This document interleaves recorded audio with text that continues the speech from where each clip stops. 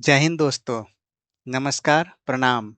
मैं प्रेम प्रकाश आप सभी का स्वागत करता हूं आपके अपने यूट्यूब चैनल और फेसबुक पेज मैथपुल पर।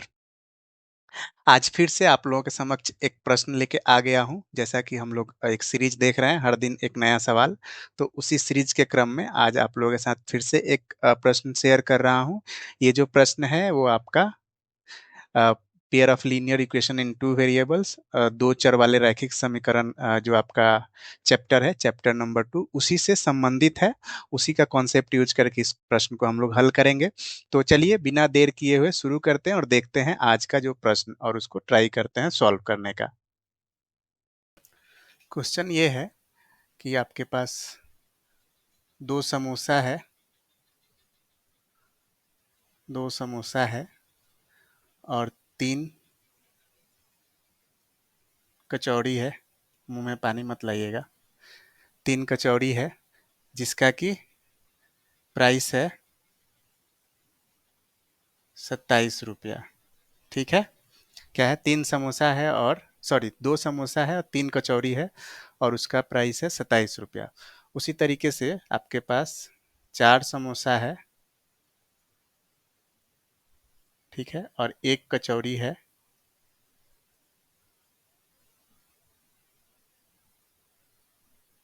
तो उस केस में आपका जो प्राइस है वो 26 रुपया है। ठीक है। तो आपको क्या करना है, एक समोसा और एक कचौड़ी का मूल्य निकालना है कि कितना होगा। ठीक है। तो चलिए इसको हम लोग सॉल्व करते हैं। जब भी इस टाइप का क्वेश्चन आपको मिले कहीं पे भी आपके एग्जाम में, तो सबसे पहले आपके दिमाग में आ जाना चाहिए दो चर वाले रैखिक समीकरण। ठीक है। क्योंकि यहाँ पे दो क्वांटिटी के बारे में बात हो रहा है। वो दो क्वांटिटी क्या है, एक समोसा है और एक कचौड़ी है। वो समोसा और कचौड़ी के बारे में बात हो रहा है, मतलब कि दो चर है यहाँ पे, दो आपका वेरिएबल है, दो वेरिएबल क्वांटिटी है, दो चर राशि है, और उसी के बारे में बात हो रहा है। तो जैसे ही जहाँ पे आपके पास दो चर राशि आ गया, वहाँ पे मतलब कि आपका दो चर वाले रैखिक समीकरण से रिलेटेड ये क्वेश्चन है। तो आपके दिमाग में दो चर वाले रैखिक समीकरण का आ जाना चाहिए। तो चलिए इससे हम लोग बनाते हैं दो इक्वेशन। कैसे इक्वेशन बनेगा वो देखते हैं। तो सबसे पहले मान लेते हैं कि एक समोसा का जो प्राइस है मुझे नहीं पता है, तो उसको मान लेते हैं कितना है, x रुपया है। ठीक है। उसी तरीके से एक कचौड़ी का आपको नहीं पता है, तो इसको हम लोग मान लेते हैं y रुपया है। ठीक है। तो एक का हो गया x रुपया, तो दो का कितना हो जाएगा, 2x रुपया हो जाएगा। उसी तरीके से तीन कचौड़ी का कितना हो जाएगा, 3y रुपया हो जाएगा। ठीक है। तो अब पहले वाला जो कंडीशन दिया वहां से एक इक्वेशन बन जाएगा, 2x और प्लस 3y। इस दोनों अगर हम लोग मूल्य को अगर हम लोग ऐड कर देते हैं तो कितना मिलता है, 27 रुपया मिलेगा। ठीक है। तो ये हो गया 27। यहाँ से एक इक्वेशन बन गया। ठीक है। यहाँ तक समझ में आया आपको। एक समोसा का हमने मान लिया कितना, x रुपया, और एक कचौड़ी का हमने मान लिया y रुपया। तो दो समोसा का कितना हो जाएगा, 2x रुपया। जैसे मान लीजिए एक समोसा का प्राइस अगर 5 रुपया है, तो दो समोसा का कितना हो जाएगा, 10 रुपया। आपने क्या किया, मल्टीप्लाई कर दिया। उसी तरीके से अगर एक कचौड़ी का दाम अगर 15 रुपया है, तो तीन कचौड़ी का दाम कितना हो जाएगा, 45 रुपया। आपने क्या किया, एक कचौड़ी का जो मूल्य है उसको 3 से मल्टीप्लाई कर दिया। तो ठीक है। उसी तरीके से हम लोगों को नहीं पता है तो x मान लिए हैं और इसको y मान लिए हैं।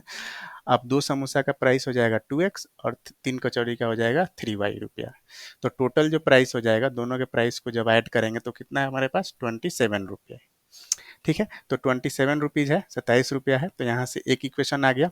अब दूसरा इक्वेशन बनाते हैं। यहाँ से चार समोसा और एक कचौड़ी जो दिया हुआ है, तो चार समोसा का प्राइस कितना हो जाएगा, 4x, और उसी तरीके से आपका एक कचौड़ी का तो एक y हमने ऑलरेडी मान लिया है। तो 4x प्लस वाई, जब इसको हम लोग जोड़ देंगे तो कितना आ जाएगा, 26 रुपया आ जाएगा। 26 रुपया दिया हुआ है।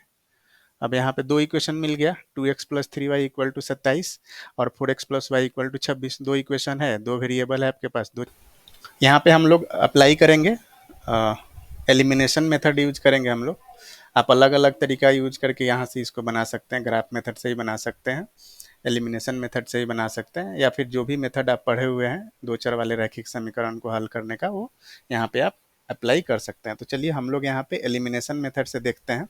एलिमिनेशन मेथड में हम लोग क्या करेंगे, दोनों इक्वेशन में या तो x और नहीं तो y का जो कोफिशियंट है, y या फिर x का जो कोफिशियंट है किसी एक वेरिएबल का, उसको हम लोग क्या करेंगे, इक्वल कर देते हैं। जैसे इक्वेशन 1 में y का कोफिशियंट कितना है, 3 है, और इक्वेशन 2 में y का कोफिशियंट कितना है, 1 है। तो हम लोग क्या करेंगे, इसको हम लोग इक्वल करेंगे, ठीक है, y के कोफिशियंट को इक्वल करेंगे। तो क्या करना होगा, इक्वेशन 2 में आपको क्या करना होगा, 3 से मल्टीप्लाई करना होगा। 3 से मल्टीप्लाई जब आप करोगे तो ये इक्वल हो जाएगा। तो अभी अपना जो इक्वेशन 2 जो बन जाएगा वो कितना हो जाएगा, 4x i इंटू 3 हो जाएगा, ठीक है, प्लस 3 इंटू आई हो जाएगा इक्वल टू 26 इंटू 3 हो जाएगा, ठीक है। तो अब यहाँ से ये 4x इंटू 3 करेंगे तो ये 12x हो जाएगा, प्लस 3y इक्वल टू, इसको मल्टीप्लाई करेंगे तो ये हो जाएगा 78, ठीक है। अब यहाँ पे आप देख रहे हैं कि इसका कोफिशिएंट और इसका कोफिशिएंट क्या हो जाएगा, y का बराबर है, ठीक है। तो अब क्या करेंगे, इक्वेशन 1 को इक्वेशन 2 में क्या करेंगे, घटाएंगे, ठीक है। इक्वेशन 1 में ये नया वाला जो इक्वेशन 2 आया, या इक्वेशन 3 इसको मान लेते हैं, ठीक है। तो इक्वेशन 1 को इक्वेशन 3 से हम लोग क्या करेंगे, घटाएंगे।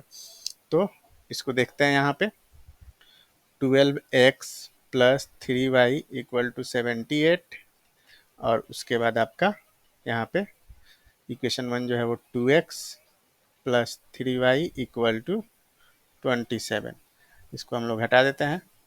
तो यहाँ से ये माइनस माइनस माइनस, ठीक है। तो यहाँ से ये 3y क्या हो जाएगा, कट जाएगा।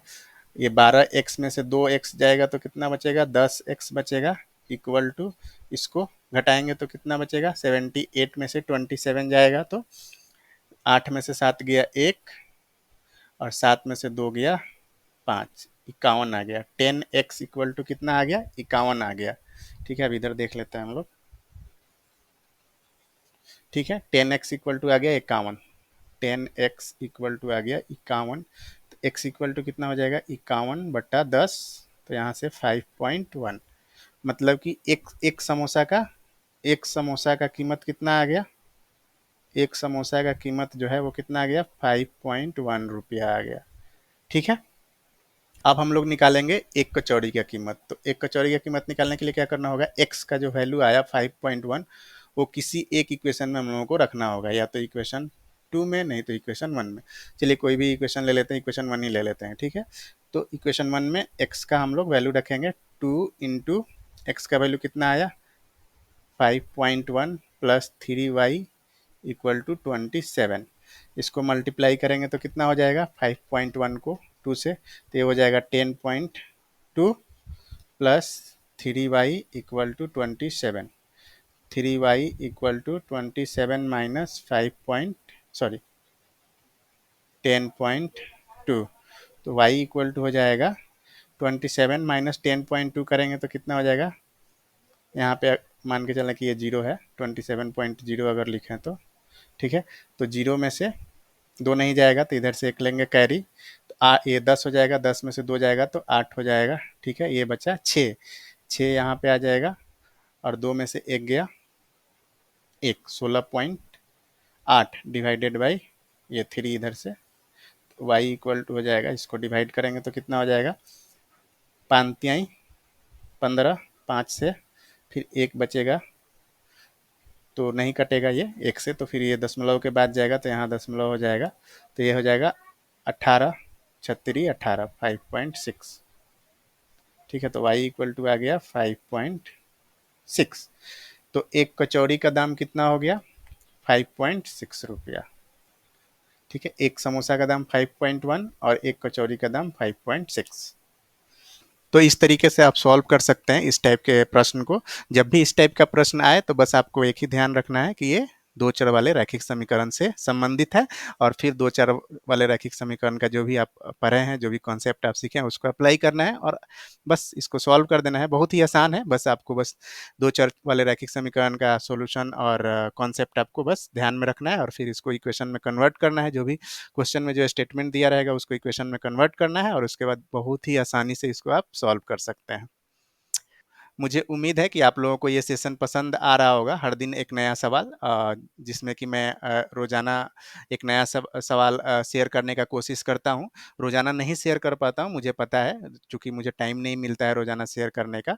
बट आप लोगों से प्रॉमिस है कि आने वाले बोर्ड एग्जाम 2026 से पहले इतना क्वेश्चन शेयर कर दूंगा कि आपको अच्छे से प्रैक्टिस करने का मौका मिल जाएगा। तो जब भी मैं क्वेश्चन शेयर करता हूँ तो आप प्रैक्टिस करिए उस क्वेश्चन का, और उससे रिलेटेड और भी क्वेश्चन आप अपने टेक्स्ट बुक से प्रैक्टिस कर सकते हैं, सो दैट कि आप मैथ में अच्छा से अच्छा स्कोर करें। तो आप अपना प्रैक्टिस जारी रखिए, ज़्यादा से ज़्यादा प्रैक्टिस करिए, और हम लोग मिल के अच्छा प्रयास करेंगे और आने वाले बोर्ड एग्जाम में हम लोग अच्छा स्कोर करें। इसी उम्मीद के साथ आज के इस सेशन को यहीं पे रैप अप करते हैं। मिलते हैं अगले सेशन में एक नए प्रश्न के साथ। तब तक के लिए आप लोगों का बहुत बहुत शुक्रिया, धन्यवाद, थैंक यू सो मच।